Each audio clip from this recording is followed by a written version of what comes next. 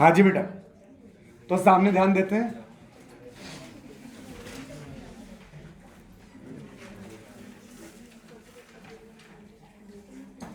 तो लास्ट में अपन कन्फर्मर्स पढ़ रहे थे।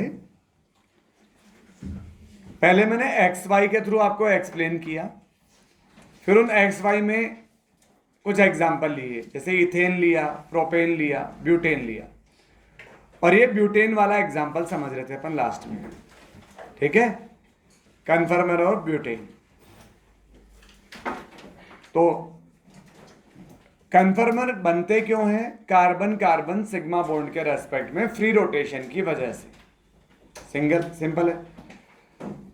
तो यहां पर जैसे अगर मैं यहां से रोटेट करवाऊंगा तो इस वाले कार्बन पर इसे अपन ने फ्रंट कार्बन अज्यूम किया, इसे अपन ने बैक कार्बन अज्यूम किया।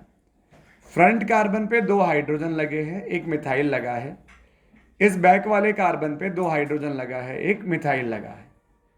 सही बात। अब ठीक है, तो इस वाले का ये सबसे पहला वाला जो फॉर्म है जिसमें सारे ग्रुप एक दूसरे के जस्ट पीछे होते हैं। ठीक है, और बल्कि ग्रुप के पीछे है, उसे बोला जाता है फुल्ली इक्लिप्स्ड। फिर 60 डिग्री से रोटेट किया तो ये बनेगा गॉच। फिर अब बड़ा ग्रुप छोटे ग्रुप के पीछे है, तो ये तो इक्लिप्स्ड लेकिन उतना रिपल्शन नहीं है, तो ये पार्शियल इक्लिप्स्ड। फिर ये जस्ट एंटी पोजीशन पे आ गए। ठीक है, तो ये बन जाएगा स्टैगर्ड। इसके बाद में अगेन वही रिपीटेशन स्टार्ट हो जाएगा। इसके बाद में जब रोटेट करोगे वापस यही पोजीशन आ जाएगी, तो बन जाएगा पार्शियल इक्लिप्स्ड। इसके बाद में जब रोटेट करोगे तो पार्शियल इक्लिप्स्ड, फिर बन जाएगा गॉच, और लास्ट में बन जाएगा वापस से फुल्ली इक्लिप्स्ड। ठीक है, तो आप ये नोट कर लें बेटा। यहां से ऊपर तक अपन नोट कर चुके थे आई थिंक।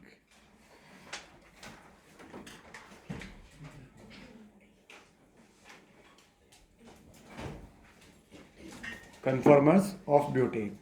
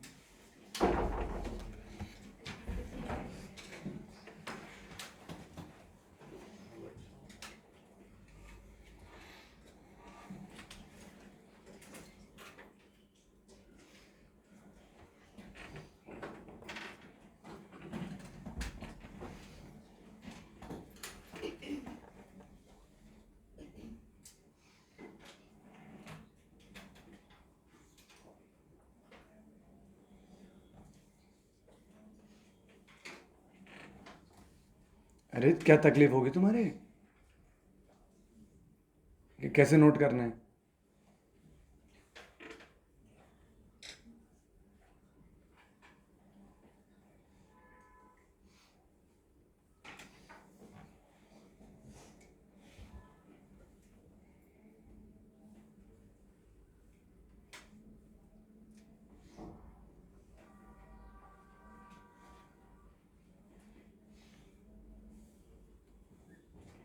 ठीक है, इसके बाद में वापस क्या आ जाएगा, इसे फर्दर अगर अपन रोटेट करेंगे तो ये ऊपर CH3 है, इधर H है, इधर हाइड्रोजन है। जब ये नीचे वाला रोटेट होगा 60 डिग्री तो ये इसके पीछे आ जाएगा CH3, ये ऊपर वाला H इस ऊपर वाले के पीछे आ जाएगा, और ये साइड वाला हाइड्रोजन इधर वाले के पीछे आ जाएगा। तो वापस से क्या बन जाएगा, ये partial eclipsed, theta is equal to 240 degree. तो जो XY वाला केस पड़ा था वो एग्जैक्टली यही था अपने पास।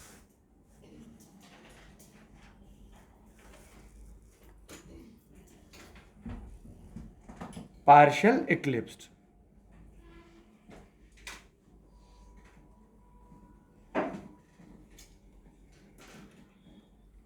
पार्शियल इक्लिप्स को फिर से रोटेट करवाओगे तो यहां बनेगा गॉच,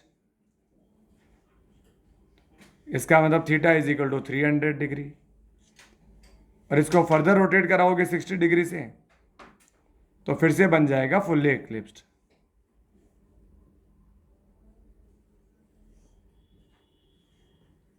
और ये theta is equal to 360 degree.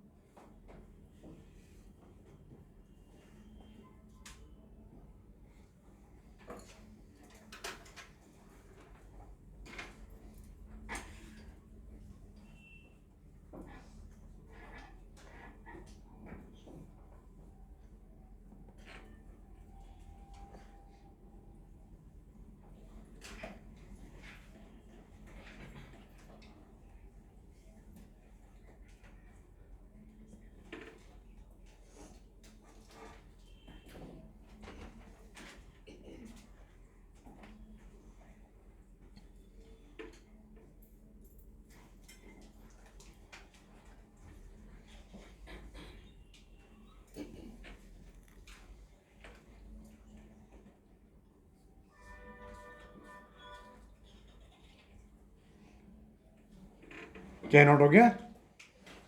ठीक है, तो रजनीश आप मुझे इनकी स्टेबिलिटी का ऑर्डर बताओ भाई, सबसे ज़्यादा कौन स्टेबल होगा इसमें?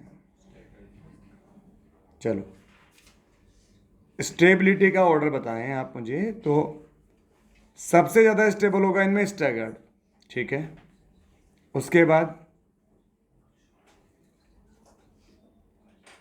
कौन होगा?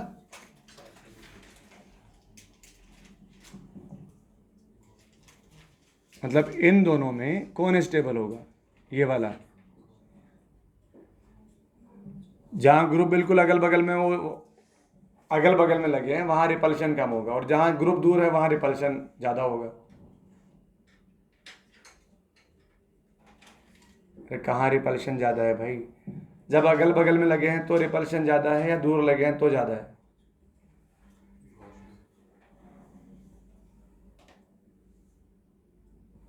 गॉस में रिपल्शन ज़्यादा है। कैसे?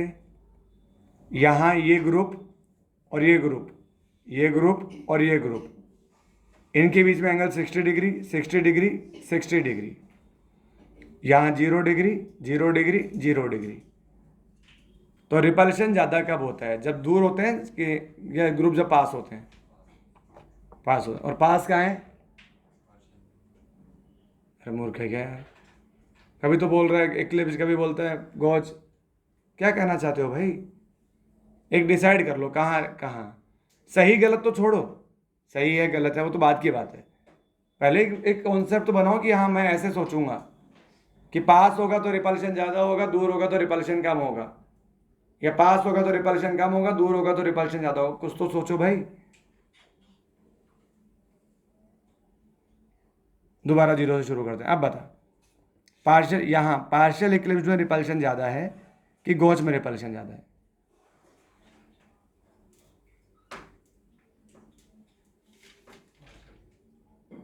पार्शियल इक्लिप्स में रिपल्शन ज़्यादा है ना?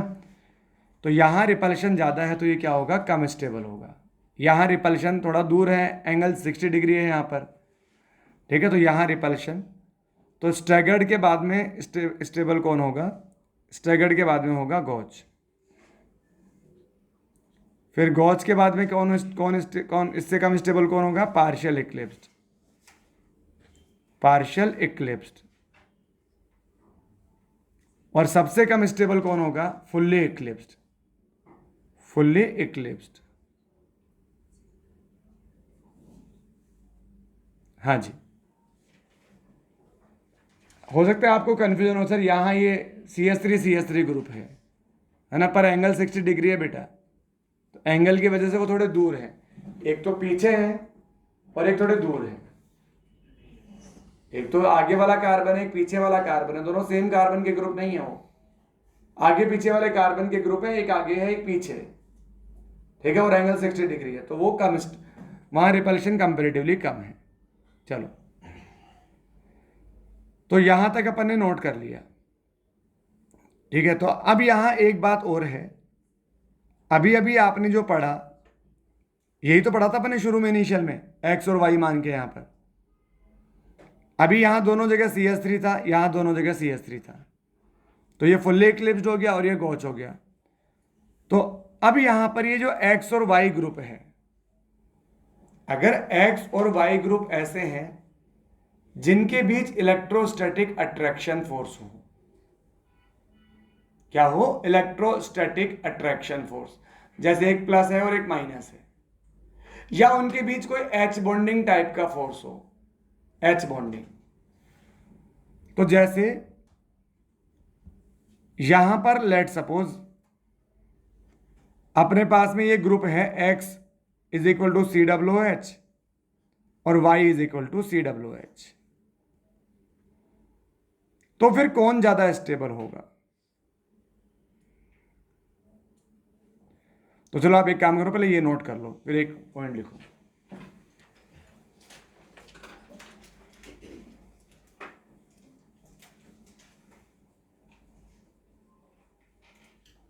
ये ऑर्डर मैंने पहली बार लिखा है, पहले भी लिखाया था, पहले भी लिखा है। हो,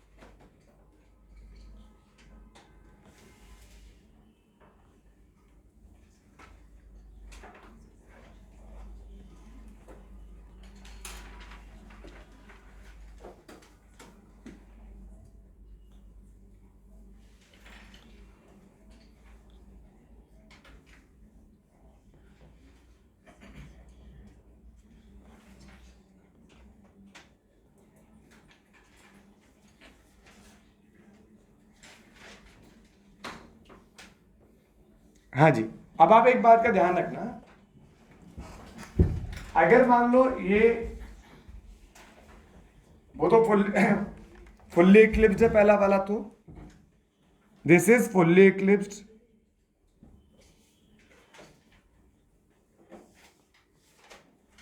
ये कौन है? गॉच। इसमें एक फॉर्म और बना सकते हैं अपन, जिसमें एक्स और वाई क्या हो जाए? अपोजिट हो जाए। आप ये नोट मत करना, केवल समझना।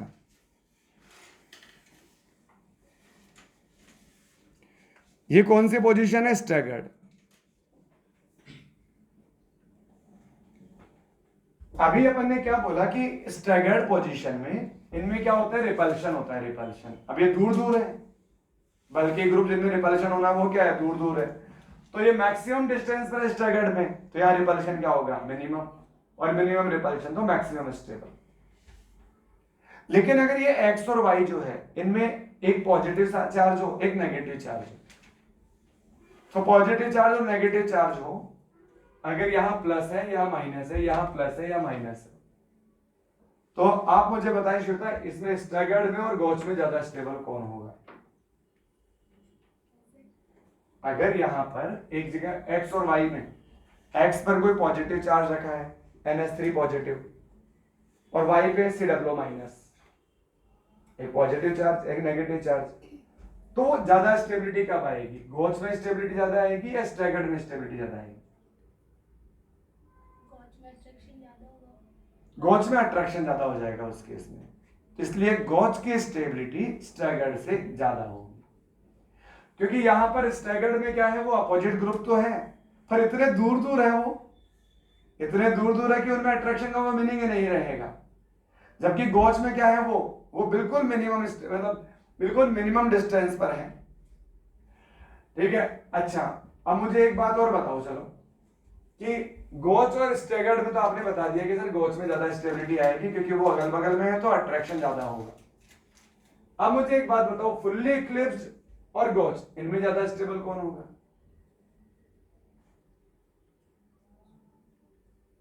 फुल्ली इक्लिप्स्ड और गॉच, इनमें ज्यादा स्टेबल कौन होगा? फुल्ली इक्लिप्स्ड अभी भी लीस्ट स्टेबल ही रहेगा, भले ही वो से अपोजिट ग्रुप हो। उसका रीजन है क्योंकि यहां जो बॉन्ड है ना वो जस्ट आगे पीछे लगे हुए हैं। ग्रुप में तो अट्रैक्शन हो जाएगा, स्टेरिक अट्रैक्शन तो हो जाएगा, दो तरह के रिपल्शन थे, दो तरह के स्ट्रेन थे वहां। एक तो जो आगे पीछे वाले ग्रुप हैं उन ग्रुप में अट्रैक्शन रिपल्शन, और एक जो बॉन्ड में इलेक्ट्रॉन है उन बॉन्ड के इलेक्ट्रॉन में रिपल्शन। जैसे आपने टॉर्सनल स्ट्रेन बोला है, क्या बोला उसे आपने? Torsional strain. किसे?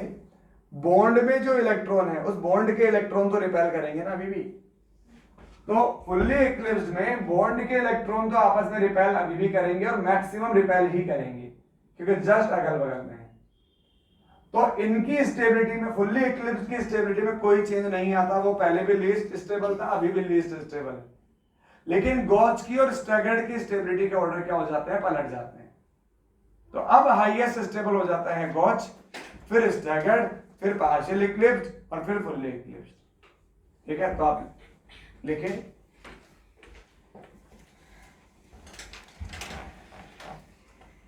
आप ये एक डायग्राम बना लें नोट करके, केवल पहला वाला।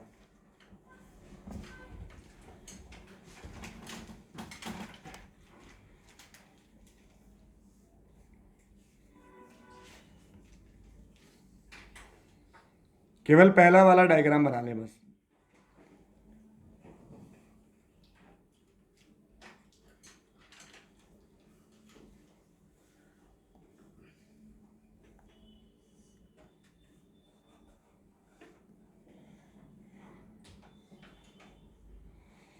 फिर अब आप इसमें लिखें, if between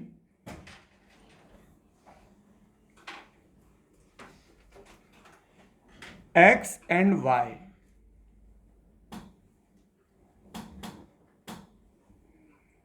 if between x and y attraction force, electrostatic attraction force, electrostatic attraction force or H bond is present, electrostatic attraction force or H bond is present, then stability order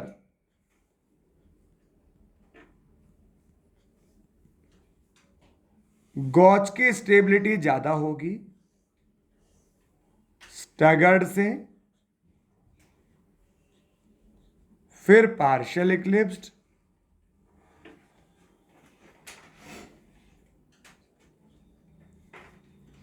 और फिर fully eclipsed.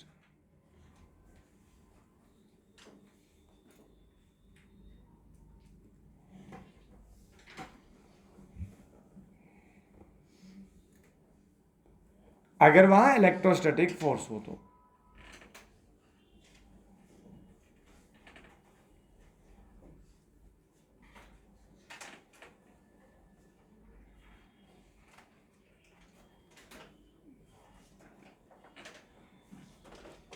जैसे आपने example पढ़ा हो कभी, glycol. Glycol ये क्या होता है? CH2OH और CH2OH। अपन इस बॉन्ड के रेस्पेक्ट में इसे रोटेट करवा लेते हैं। ये आगे वाला कार्बन हो गया फ्रंट कार्बन, ये पीछे वाला कार्बन हो गया बैक कार्बन।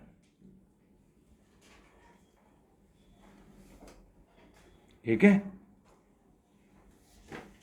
नोट बाद में किया करो, पहले समझा करो। तो अब यहां पर ये फ्रंट कार्बन,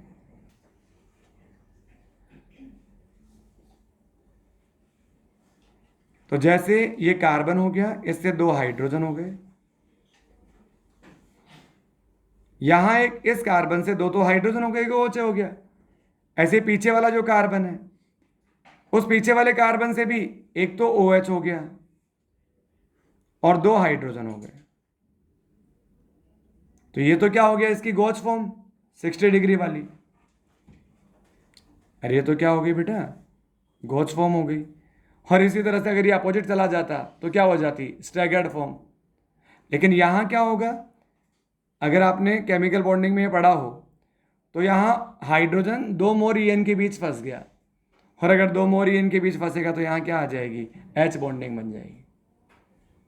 तो यहां पर जैसे ये जो X है ना, X मतलब H बॉन्डिंग का आइडिया होना चाहिए कि हाइड्रोजन 2 मोर EN के बीच फंसना चाहिए, है ना, इस तरह से। तो ये वाला ज़्यादा स्टेबल होगा गॉच इसका। तो यहाँ स्टेबिलिटी की अगर अपन बात करें ना, तो ये जो गॉच फॉर्म है ये ज़्यादा स्टेबल होगा किससे? इसके स्टैगर्ड फॉर्म से। ऐसे सारे सारे बनाने थोड़ी है, आप समझ गए होंगे। आपके अपोजिट आ जाता तो स्टैगर्ड हो जाता वो। जैसे लेट सपोज मेरे पास में यहां ज्विटर आयन है, ज्विटर आयन।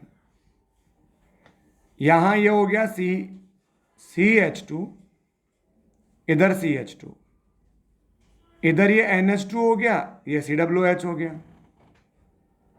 अब ये ज्विटर आयन बना सकते हैं क्योंकि एक ही मॉलिक्यूल में एसिडिक ग्रुप भी है, उसी मॉलिक्यूल में बेसिक ग्रुप भी है। तो ये एसिडिक ग्रुप क्या करेगा? अपना H+ डोनेट कर सकता है। और अमोनिया क्या होता है? बेस होता है। तो यहां से क्या हो जाएगा? ये CH2 यहां तो आ गया NH3+, और यहां आ गया COO-। ऊपर वाला एग्जाम्पल तो किसका था? H बॉन्डिंग का। ये किसका हो जाएगा? इलेक्ट्रोस्टैटिक फोर्स का।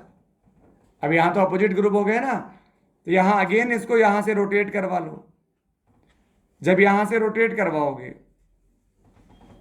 तो ये इस तरह से, ये फ्रंट कार्बन, यहां आ गया COO-, ये हाइड्रोजन, ये हाइड्रोजन। बैक कार्बन का यहां आ गया NH3+, यहां आ गया H, और यहां आ गया H। मेरा समझ गई क्या भाई? ठीक है, तो यहां क्या हो जाएगा? इनके बीच में इलेक्ट्रोस्टैटिक फोर्स हो जाएगा। समझे? ठीक है, चलो अब मुझे आप एक एग्जांपल, मतलब एक आंसर बताओ। मेरे पास यहां पर CH2, COOH और COOH है। ये कंपाउंड है। यहां पर 2 केस हो सकते हैं, या तो एसिडिक मीडियम हो, एसिडिक मीडियम, या बेसिक मीडियम हो।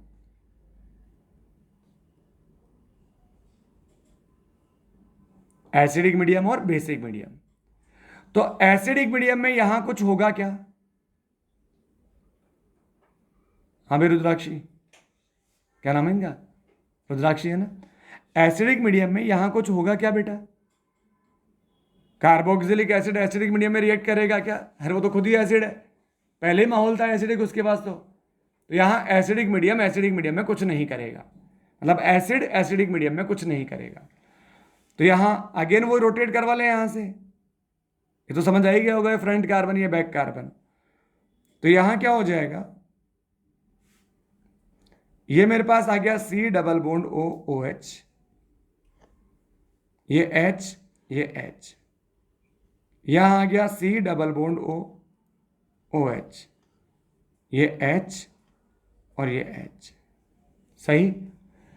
अब यहां पर कौन सी फॉर्म ज्यादा स्टेबल होगी, गॉच या स्टैगर्ड? क्या यहां H बॉन्डिंग हो सकती है? बोल भाई। हाँ हाँ, आप यहां पर ये जो हाइड्रोजन है, एक पीछे इस ऑक्सीजन से अटैच है, एक बगल में यहां ऑक्सीजन है, तो यहां क्या हो जाएगी, H बॉन्डिंग। अगर H बॉन्डिंग हो जाएगी तो इसका मतलब स्टेबिलिटी ज्यादा किसकी होगी? अरे ज्यादा स्टेबिलिटी किसकी होगी? गॉच फॉर्म की ज्यादा स्टेबिलिटी होगी, और स्टैगर्ड की क्या हो जाएगी, स्टेबिलिटी कम हो जाएगी। लेकिन अगर मान ले बेसिक मीडियम होता है ना, तो बेसिक मीडियम क्या देता, OH माइनस। तो बेसिक मीडियम यहां से क्या कर लेता, बेसिक मीडियम यहां से वाटर मॉलिक्यूल निकाल देता, क्योंकि वहां OH माइनस और इसके पास H प्लस, तो यहां से वाटर मॉलिक्यूल बाहर निकल जाएंगे, और बेसिकली 2 वाटर मॉलिक्यूल बाहर निकल जाएंगे दोनों जगह से। तो अब क्या हो जाएगा, जब 2 वाटर मॉलिक्यूल बाहर निकल जाएगा तो यहां क्या बनेगा, COO माइनस, ये H, ये H, ये COO माइनस, ये H और ये H। अब ये इसके स्टैगर्ड, ये इसका गॉच फॉर्म है। अब कौन सा ज्यादा स्टेबल होगा, अब स्टैगर्ड ज्यादा होगा, क्योंकि अब गॉच में क्या आ गया, रिपल्शन। और जब रिपल्शन है तो ग्रुप क्या आने चाहिए, मैक्सिमम डिस्टेंस पर आने चाहिए एक दूसरे से, और मैक्सिमम डिस्टेंस कहाँ आती है, स्टैगर्ड में। तो आपको समझ आ गई ये कहानी कि एक्स और वाई अगर, मतलब अगर वहां अट्रैक्शन है तो गॉच ज्यादा स्टेबल होगा, और रिपल्शन है तो स्टैगर्ड ज्यादा स्टेबल होगा। ये नोट कर लेंगे।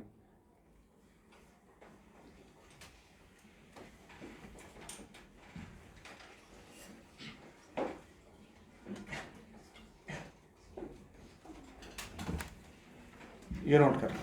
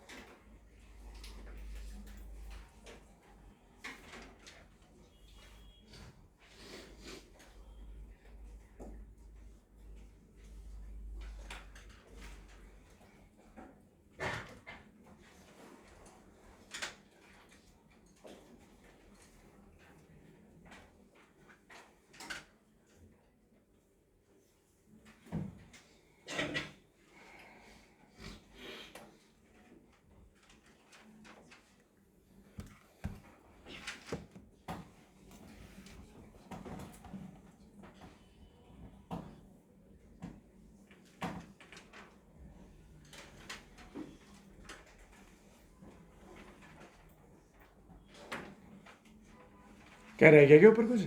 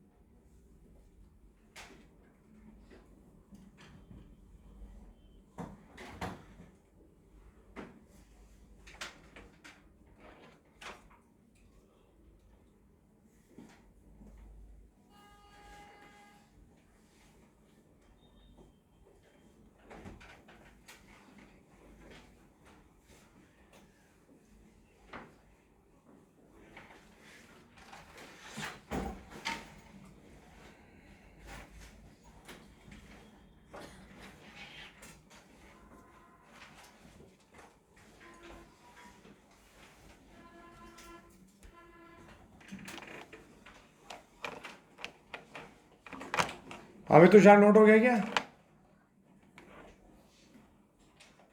तुषार नोट हो गया?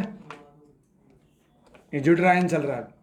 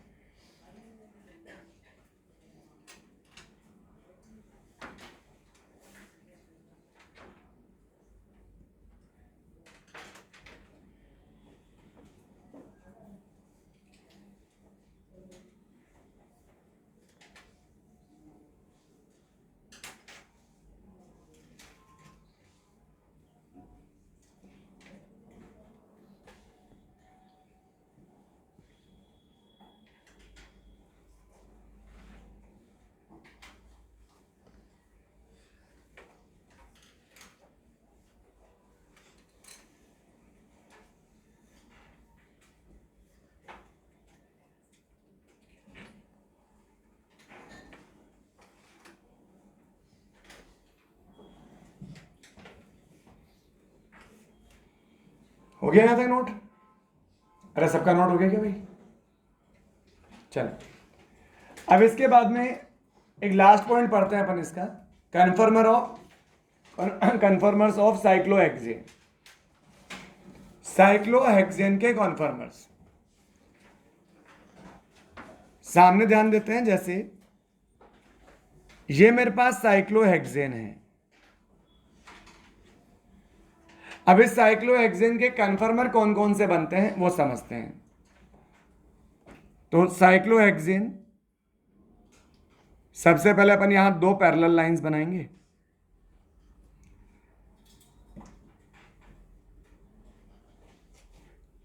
एक ये है,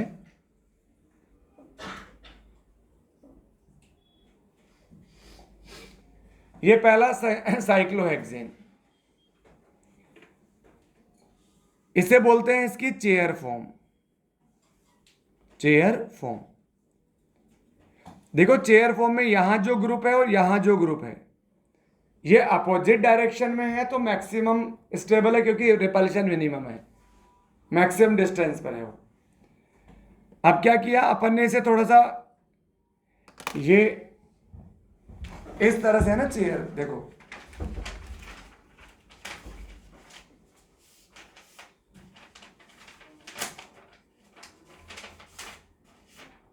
हाँ भाई, तो तनुज आप एक बात समझो, ये इस तरह से है, ये बीच में इन दोनों कॉर्नर पर एक एक एटम है, इन दोनों कॉर्नर पर एक एक एटम है, एक यहां है और एक यहां है जहां मेरी फिंगर है। तो ये तो है इसकी चेयर फॉर्म, सही बात। तो इससे यहां जो इस फिंगर पे जो एटम है और उस फिंगर पे जो एटम है मैक्सिमम डिस्टेंस पर है। अब मैंने क्या किया, इसको ऐसे रोटेट किया। जब इसको ऐसे रोटेट किया तो अब ये जो नीचे पहले क्या था, ये बीच वाले 4 एटम एक प्लेन में थे, इस प्लेन में, ये वाला ऊपर की तरफ था, वो वाला नीचे की तरफ था। अब मैंने जब नीचे वाले को रोटेट किया इस तरह से, तो वो इन चारों के प्लेन में आ गया। वो क्या हो गया, इन चारों के प्लेन में आ गया, और ये वाला कहां रहा, ऊपर रहा। फिर इसके बाद में क्या करूंगा, इसके बाद में इसको और रोटेट कर दूंगा। अब मैंने इसको इस तरह से कर दिया, पहले नीचे था, फिर प्लेन में आया, फिर ऊपर की तरफ आ गया। तो अब क्या हो जाएगा, इस केस में रिपल्शन मैक्सिमम है या मिनिमम है? यहां हमें तनुज, यहां जो ग्रुप लगे हैं उनके बीच में रिपल्शन मैक्सिमम है कि मिनिमम है? रिपल्शन कैसे पता करता है,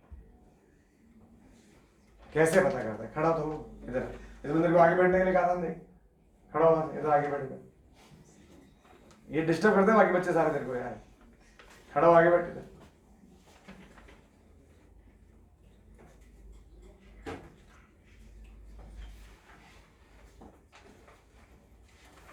मैं कहा तो था दिमाग साथ लेकर आया करो यार, ऐसे कर छोड़ जाते हो, गलत बात।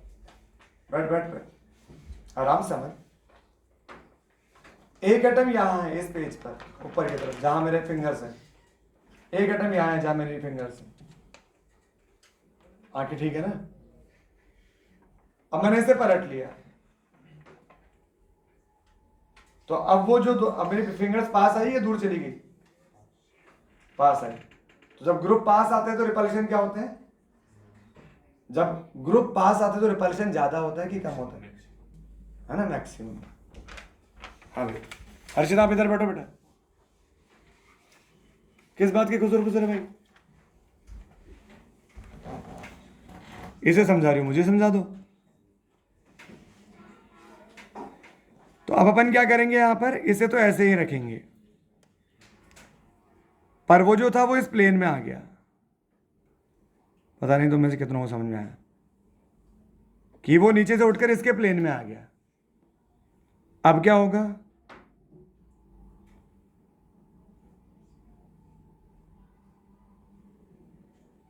अब वो इस प्लेन से उठकर, मतलब जो इनके प्लेन में था, इन चारों के प्लेन में, अभी तो ये चार, ये पांचों, ये एक ही प्लेन में है ना? अब वो कहां गया, ऊपर की तरफ। तो यहां क्या हो जाएगा, यहां अब रिपल्शन होगा अच्छा खासा। अब यार मैंने क्या किया ना कि ये जो रिपल्शन था, ये से आमने सामने थे, तो मैं सोच रहा था कि इनके रिपल्शन को थोड़ा सा कम कर दूं। तो रिपल्शन को कम करने के लिए इन ग्रुप को क्या करना पड़ेगा, थोड़ा दूर। तो मैंने इस स्ट्रक्चर को थोड़ा सा ट्विस्ट कर दिया, ऐसे। क्या कर दिया, ट्विस्ट। ट्विस्ट करने से क्या हुआ कि मेरा जो राइट वाला हैंड है वो तो आगे की तरफ चला गया, जो लेफ्ट वाला हैंड है वो पीछे की तरफ चला गया। तो उन ग्रुप के बीच में डिस्टेंस उतनी रही है, बढ़ गई? पहले ऐसे थे, अभी ऐसे हो गए, तो थोड़ी बढ़ गई। तो थोड़ा तो रिलीफ मिलेगा इसे, थोड़ा तो रिलीफ मिलेगा, मेरी बात समझो, थोड़ा रिलीफ मिलेगा इसे। इसे बोलते हैं बॉट फॉर्म।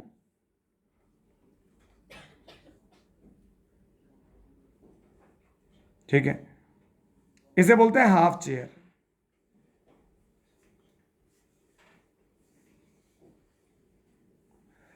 अब मैंने क्या किया, इसे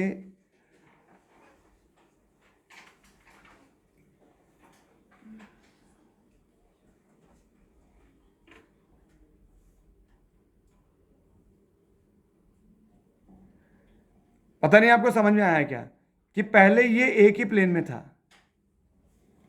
यानी अगल बगल में थे, अभी आगे पीछे हो गए, तो सेम प्लेन में नहीं रहे। तो ये वाला चला गया आगे की तरफ और ये वाला आ गया पीछे की तरफ। अब वो बना तो ऐसे ही सकता है अपन 2D के अंदर। ठीक है, तो ये क्या है, ये बॉट है, तो ये भी बॉट ही है। अरे ये क्या थी, ये बॉट थी, बॉट। ठीक है, अब ये भी है तो बॉट ही, पर इसे बोलेंगे क्या, ट्विस्टेड बॉट। क्या बोलेंगे इसे, ट्विस्ट किया ना अपने थोड़ा सा इसे, तो इसे ट्विस्टेड बॉट बोलते हैं, ट्विस्टेड बॉट। ठीक है, तो ये इसके साइक्लोहेक्सेन के कॉन्फर्मर्स हैं। तो यहां पर अब स्टेबिलिटी का ऑर्डर क्या आ जाएगा,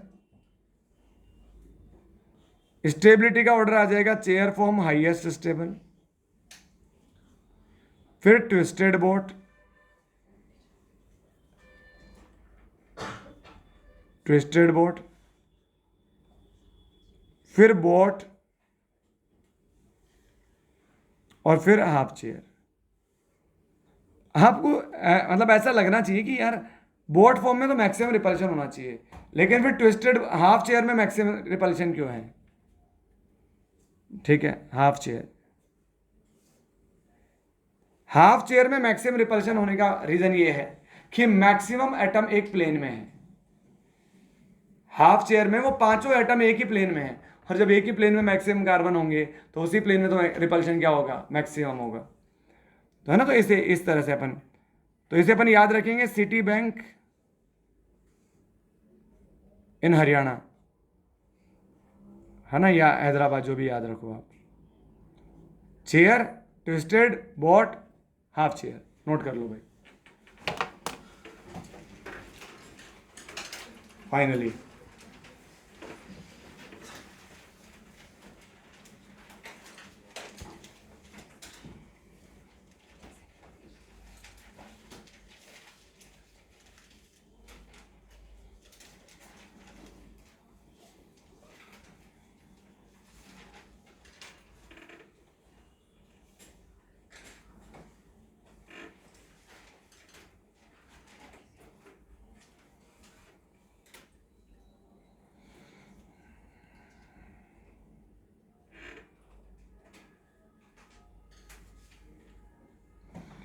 तो मैं स्टेबिलिटी का ऑर्डर बता दिया, पोटेंशियल एनर्जी का ऑर्डर इनका उल्टा आ जाएगा, है ना, इनका इनवर्स आ जाएगा। इस हाफ चेयर ट्विस्टेड बोर्ड को थोड़ा सा अच्छे से बनाते हैं इसको।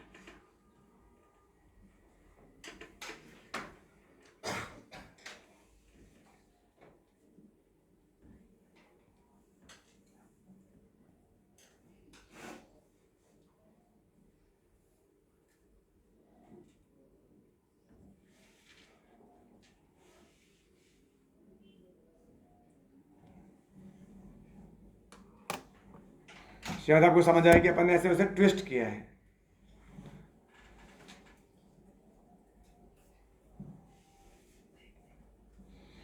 और अगर इनमें कुछ भी याद नहीं रहे तो ये याद रखना, city bank in Hyderabad, that's it. Stability का ऑर्डर पूछता है और कुछ भी नहीं पूछता।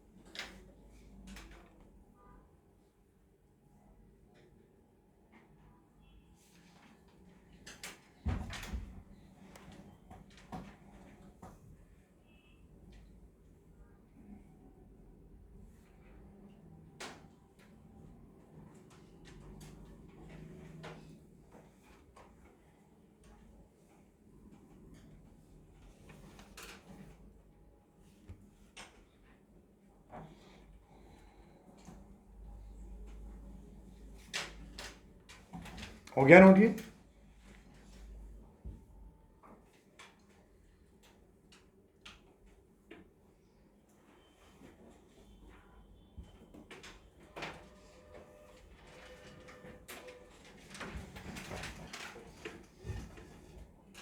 तो न्यूमैन को फिशर और सोहर्स को फिशर में कन्वर्ट करना मैंने समझाया था, है ना? न्यूमैन और सोहर्स को मैंने कन्वर्ट करना समझाया था फिशर में, कि पहले आप क्या करेंगे, उसको इक्लिप्स में कन्वर्ट करेंगे। पहले आप उसे इक्लिप्स में कन्वर्ट करेंगे।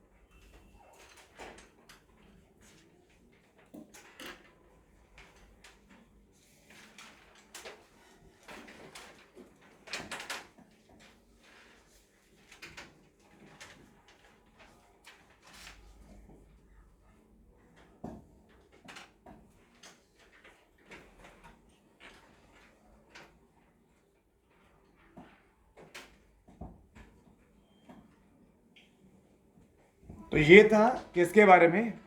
आइसोमेरिज्म के बारे में। एक आइसोमेरिज्म बची है, टोटोमेरिज्म, वो अपन जो नेक्स्ट चैप्टर है जीओसी उसके साथ पढ़ेंगे।